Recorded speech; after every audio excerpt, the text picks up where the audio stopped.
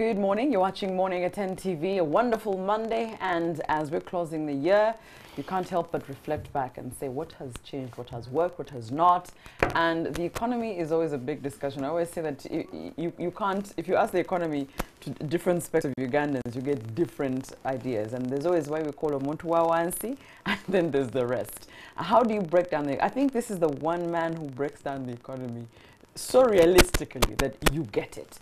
I have Dr. Fred Muhumuza this morning with me. You know, this is home. Yeah, this is home. This is home. I'm soon asking for, I don't know what home people ask ID, for. fingerprint scans. What home people ask for. tea, everything. Yes. So I was telling you that this morning I came listening to an interview you'd given and how you really understand that the Muntu wa Wansi does not want to know per capita or what. No.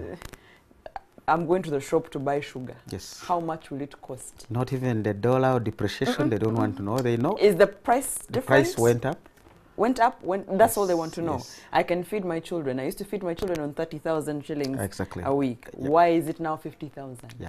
That's exactly Muntu wa Wansi, as we said. And that's what they want to know. The person down, if it rains and it's raining on the hill, they don't know. But if that water really gets to the into valley, their home, yes. Then they know it was raining somewhere. And now they are concerned. Yes. So we must keep it to the ground. Let's not talk rocket science. No. Those things fly to the moon. People don't eat them. Although, I mean, that's the point of such things like a discussion like the Economic Summit. Because there's a group of people who are supposed to talk rocket science. Yes. To then break it down and make it work. Yeah, exactly. For the rest. So last year's Economic Summit, you and I were just sharing that it was still about growth with jobs. Yes, it was. Jobs, jobs, jobs. And that should remain on our tips for a long time. As economists in the academia who study, those who practice, and when we meet in these blended places. Because sometimes the practitioners will say, well, we have done a road to the north. Yes. Growth should come. And they don't come. We put an industrial park in Namamve. The industries are going to come there. The other day it was amazing to see where the president signed and said, you guys of Toyota, come and assemble here. Now a Toyota assembly plant is by and large technology. It's robots, it is what? So even if they were to come there and do the assembly, chances are only about 20 Ugandans. I was about to say, how many people are you putting in there? Yes, you still wouldn't get in people there. So there's a lot of detail that we must address, but that takes you being on the ground. Even after Americans sustaining bombing for a month of Saddam Hussein's Iraq, they finally had to put troops on the ground. So it is those foot soldiers that must shoot the solution for us. And so we must always link up with the ground to say, what is this household eating? Because right now what we have noticed is a lot of big factories. Uganda Manufacturers Association have done a study, and only 53% on average of the factories is working, meaning that a factory could produce 100 plates, it is only producing 53. If there is a factory which could produce 100 bottles, it's only producing 53. So what's the problem? It's not that the factory is not there. It's actually you go beyond and say, I was producing this for who? It is Muntu wa Wansi must drink that water. Yes. Muntu wa Wansi must buy that plate. Muntu wa Wansi must buy that shirt or t-shirt or shoe. So if that Muntu wa Wansi is not addressed and brought into the equation, all our focus on manufacturing and industrialization is going to waste. And these industrialists will watch and say, if I don't sell, I can't get money to pay my laborers, to pay my electricity, to pay my bank loans. So Uganda becomes a bad place for me to invest despite the power, the roads. This is a good puzzle that you must complete all the vital pieces, and the key piece is aggregate demand. That's why we're saying growth must come with jobs. Yes, and I think that's what I'm saying. I like that. It's a chain. It's a chain. That cycle must be completed. The moment it breaks, that the household... You can't leave out one. Yes. You can't just say, let me fix roads. No. Fix roads, put all my money on roads. Done that semi-circle and the other circle is missing, you have no circle. You have a semi-circle. So we literally have a semi-economy. That's why we're saying grow it, but there must be jobs. People must earn the money and buy up those things. Then the circular flow, which is a basic beginning in economics senior 5, is all about. And I always tell my students, if you did the circular flow of income, you finish the economics. The rest is detailed to that. So, because I mean, the president, especially months ago when we were on the budget, said, let's be honest, We have tried, just like you've said, the Yes. industrial parks are there.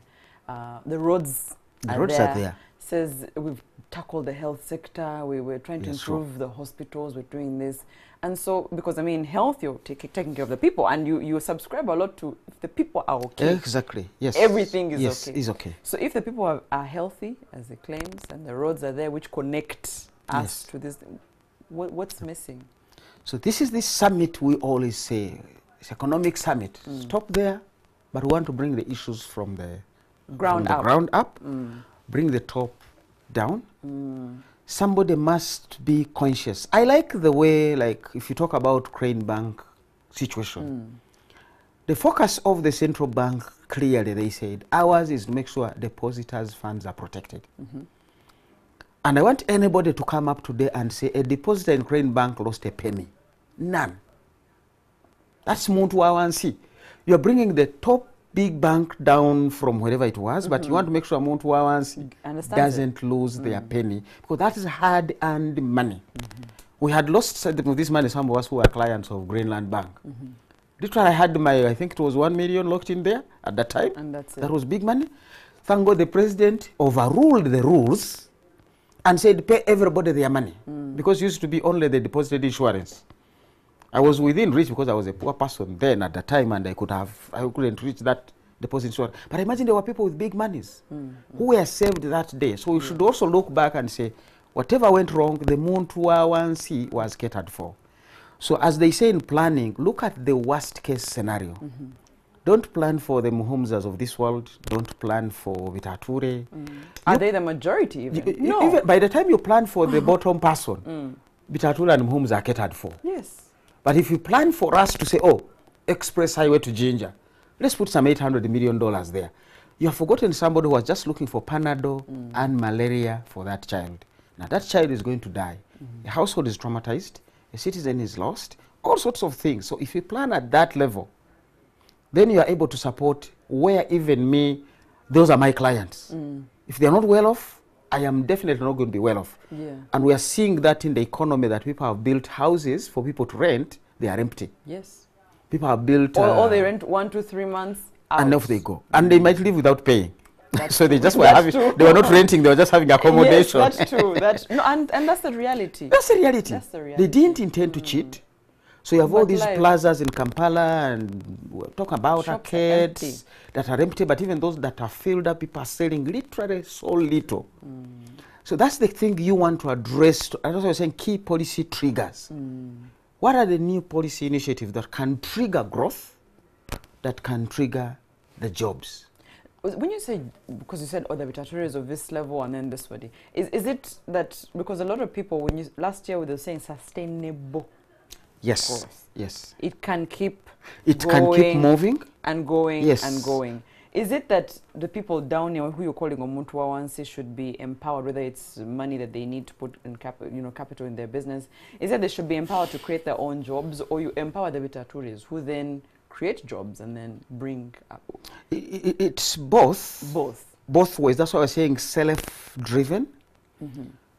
You can have a semi-trailer that relies on the engine on the front one. But that can be a problem, that when the other engine has problems, the whole chain will stop. Now, there is a role in an economy for big entities, big companies.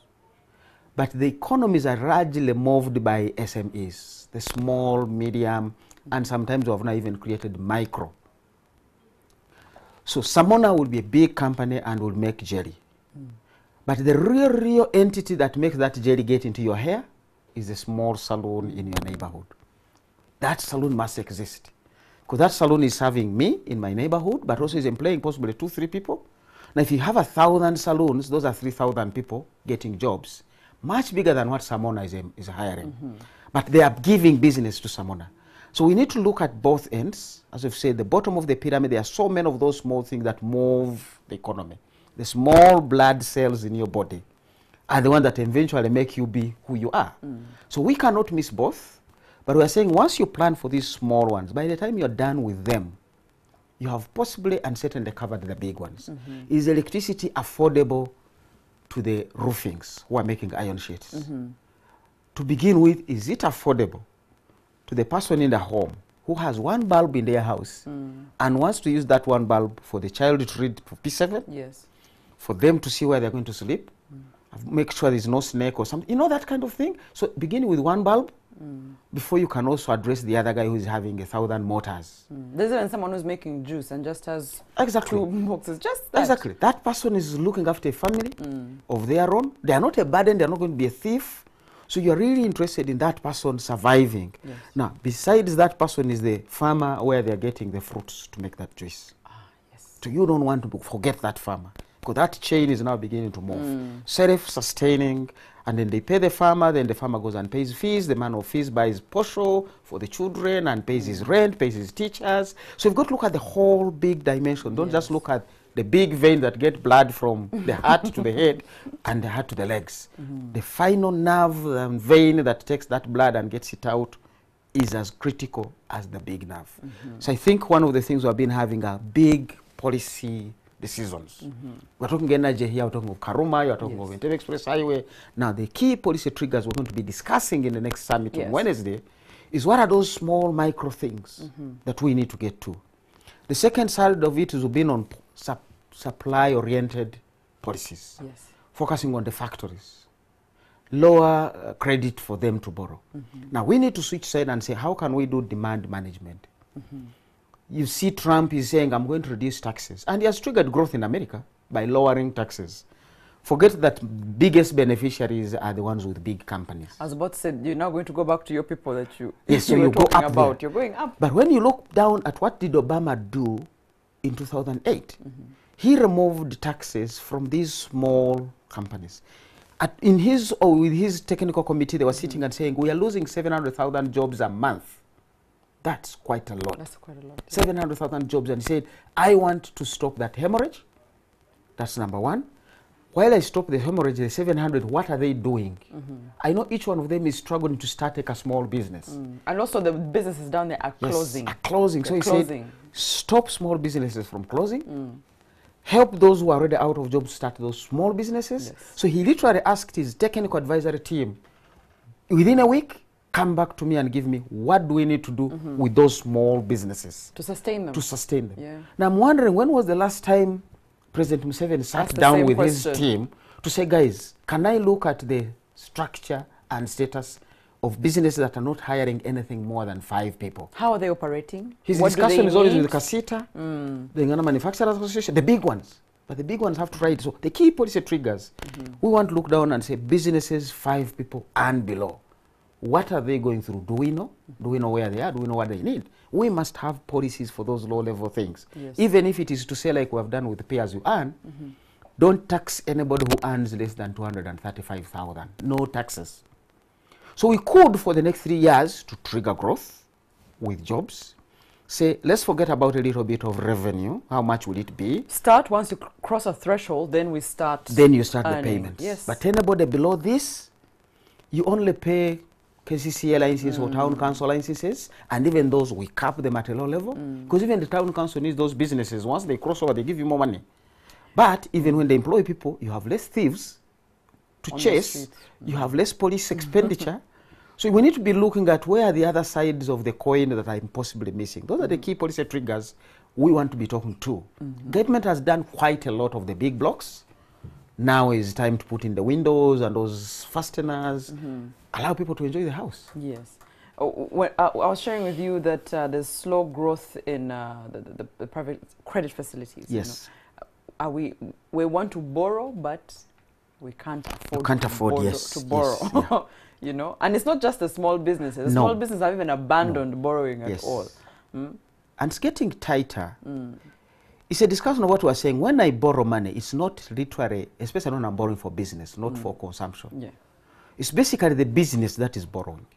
Yes. It's just that these small businesses have no face. You never find them called Crown, Century, or Uganda Breweries.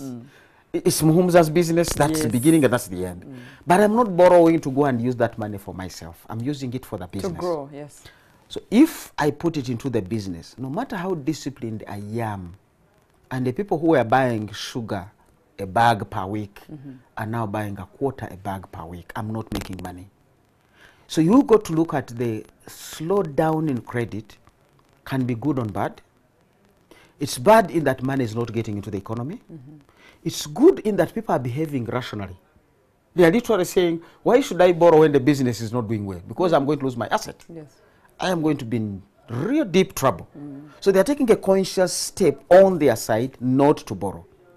But also the banks are beginning to say, should I lend to this? There are people we call subprime borrowers. Now, these are people who, subprime like the word, they are sub. The other, they are prime borrowers, those you give money as you wish. Online, you even remind them, by the way, you haven't borrowed.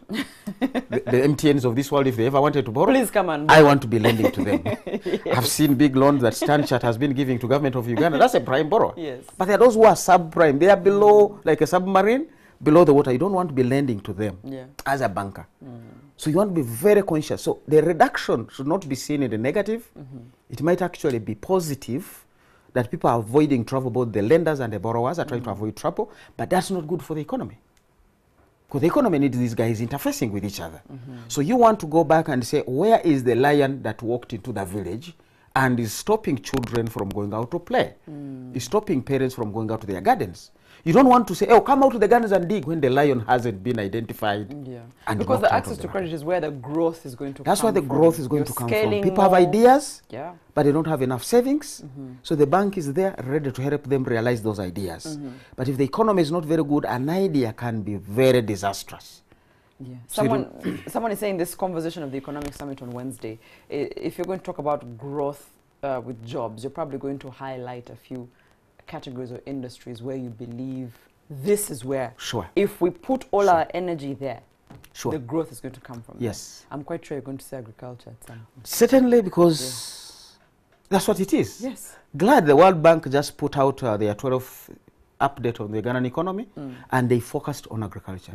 And they have really zoomed in on a very core thing that we've already been discussing, because if you're talking about aggregate demand, there must be household incomes. Yes. 70% of Ugandans earn their money, even as we talk about jobs, from farming. These are farmers. And we've said farming is what farmers do, not agriculture. The two are different. Agriculture is now when you bring in OWC, the input providers, the extension staff. Those guys never hold a hoe. They're in the agricultural sector. Try to make sure as much money leaves them and goes to the real farmers. The seed the farmer holds. What is in that seed? So for me, the linkage of triggering agriculture as a growth center is let's get into agricultural research, which is NARO, National Agricultural Research Organization. Give them the resources they need to produce that seed.